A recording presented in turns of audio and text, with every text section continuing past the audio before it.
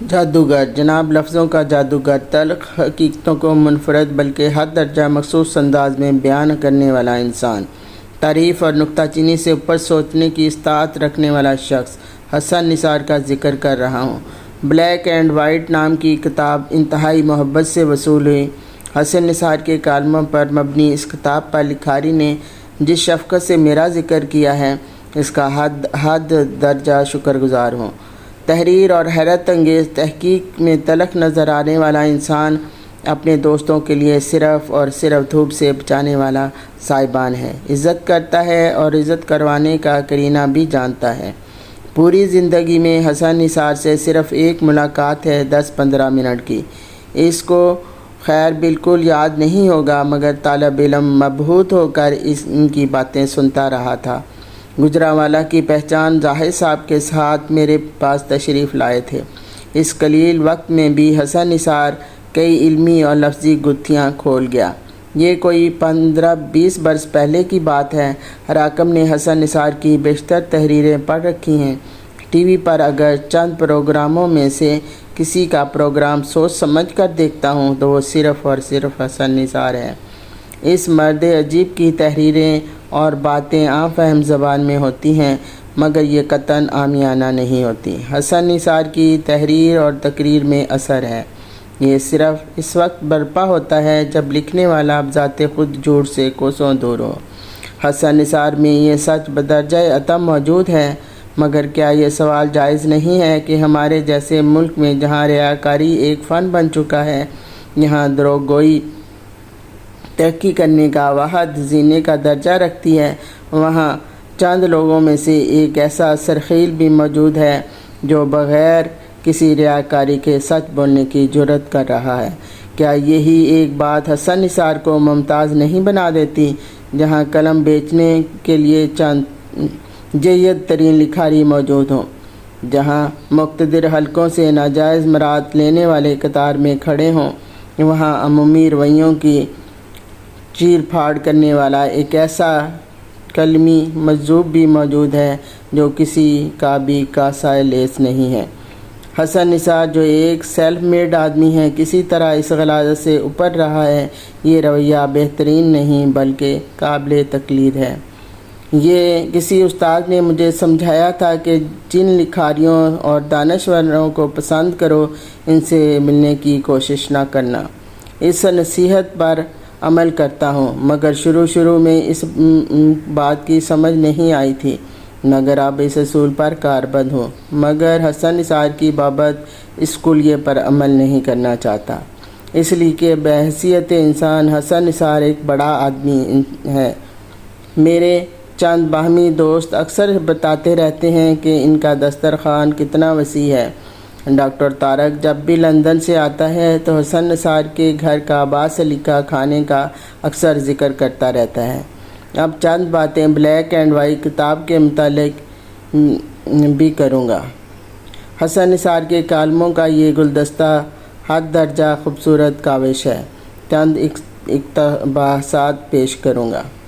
اردو کے سفر کی جھلکیاں۔ اردو زبان کے آغاز کے تعین میں محققین نے جو مختلف آراء قائم کی، ان کا خلاصہ کچھ یوں ہے کہ اردو داستانی ادب کے سرخیل میں میر امن دہلوی 1823 کے مطابق اردو زبان عہد اکبری 1556 سے 1605 کے دوران وجود میں آئی۔ وہ باغ و بہار میں لکھتے ہیں کہ جب اکبر تخت پر بیٹھے تب چاروں طرف کے علاقوں سے سب اقوام قدردان اور فیض رسانی اس خاندان کی سن کر ان کے حضور آ کر جمع ہوئے، لیکن ہر ایک کی بولی اور گویائی جدا جدا تھی۔ آپس میں لین دین، سودا سلف، سوال جواب کرتے ہوئے ایک زبان اردو مقرر ہوئی۔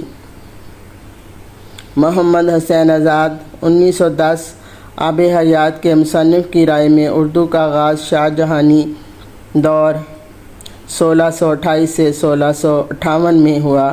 لکھتے ہیں شاہ جہاں کے دور میں اقبال تیموری کا آفتاب عروج پر تھا۔ شہر اور شہر پناہ تعمیر ہو کر نئی دہلی تعمیر ہوئی۔ بادشاہ اور ارکان دولت زیادہ تر وہاں رہنے لگے۔ اہل سیف، اہل قلم، اہل حرفہ، اہل تجارت وغیرہ ملک اور شہر کے آدمی وہاں موجود ہوئے اور ان کی بولی کا نام اردو پڑ گیا۔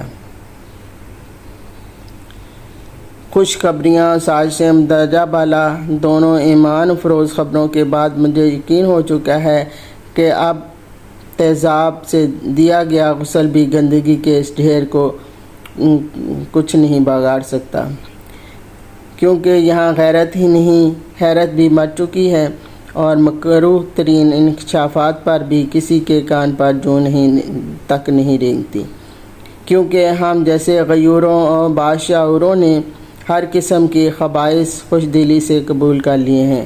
خوشخبریاں تو اور بھی بہت سی ہیں، مثلا روشنیوں کے سابق شہر کراچی اور حال کچرا نگر میں چپڑاسیوں کی اسامیوں کے لیے اشتہار دیا گیا تو ایم فل نوجوان کی درخواستوں کے انبار لگے کہ ایسا اشتہار شاید ہی کوئی اور معاشرہ پیش کر سکے، لیکن اس پر بھی آبادی ٹوٹے ہوئے چتروں کی طرح بڑھتی جا رہی ہے، کیونکہ یہ وطن ہمارا ہے، ہم ہیں پاسباں اس کے۔ مادر حریت بیگم جناح محترمہ مریم کے مشاغل میں کتب بینی، موسیقی، قیمتی ملبوسات بھی شامل تھے۔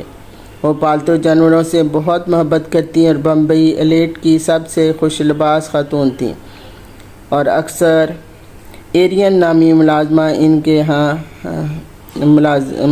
ان کے ساتھ ہوتی۔ مریم جناح صاحبہ کو گھڑ سواری کا بہت ہی شوق تھا۔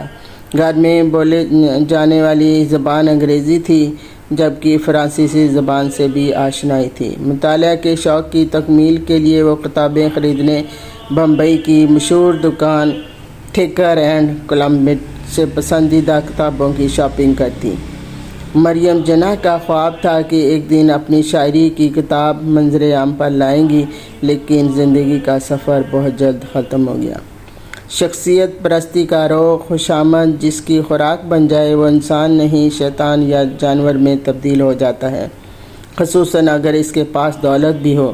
اس بات کی وضاحت ضروری ہوگی۔ شخصیت پرستی پر لکھتے ہوئے میرے ذہن میں صرف اور صرف لیڈرز بلکہ سیاسی لیڈر ہیں، وگرنہ اگر کسی مصور، شاعر، ادیب، کھلاڑی، سنگر، ایکٹر کو دیوانگی کی حد تک چاہنے والے میسر آ جائیں تو وہ زیادہ سے زیادہ کیا کر لے گا؟ ماڈرن میر جعفر و میر صادق۔ نیچاں دی اشنائی کولوں فیض کسے نہ پایا، نیچاں دی اشنائی کولوں فیض کسے نہ پایا، ککر تے انگور چڑھایا ہر گچھا زخمایا۔ ہمارے صوفی شاعر کے شعر میں نیچ لفظ غریبوں اور محرومیوں کے لیے نہیں، رویوں کے حوالے سے ہے۔ ارطغرل غازی کا ابن العربی جیسا کہ نام سے ظاہر ہے جنگی عرب تھے، عرب ہونے پر فخر کرتے تھے۔ آپ کا پورا نام شیخ اکبر محی الدین محمد ابن العربی الحاتمی الطائی اندلسی تھا۔ ابن العربی اندلس کے شہر مریسا میں 27 رمضان المبارک 560 ہجری 1165 کو ایک ایسے عرب خاندان میں پیدا ہوئے جو مشہور زمانہ ضرب المثل امام سخاوت خاتم طائی کے سگے بھائی کے نسل سے تھے۔ آپ دنیائے اسلام کے عظیم مفکر، ممتاز صوفی، محقق اور ایک ایسے عارف تھے جنہیں اپنے زمانے کی مختلف علوم پر دسترس حاصل تھی۔ تاریخ تصوف میں آپ کو شیخ اکبر کے نام سے بھی یاد کیا جاتا ہے۔ کتاب کے چند اقتباسات سے ظاہر ہو جاتا ہے کہ حسن نثار کس درجہ زرخیز ذہن کا مالک ہے۔ اس کا ایک بھی کالم دوسرے کالم سے مضمون کے حساب سے یکساں نہیں ہوتا۔ ادبی صلاحیت سے بھرپور حسن نثار وہ نشان ہیں جو قلم کاروں کے لیے باعث عزت بھی ہے اور قابل افتخار بھی۔ اب حسن نثار ہی کے ایک شعر پر اختتام کرتا ہوں۔ شہر اسیب میں آنکھیں ہی نہیں کافی، الٹا لٹکو گے تو پھر سیدھا دکھائی دے گا۔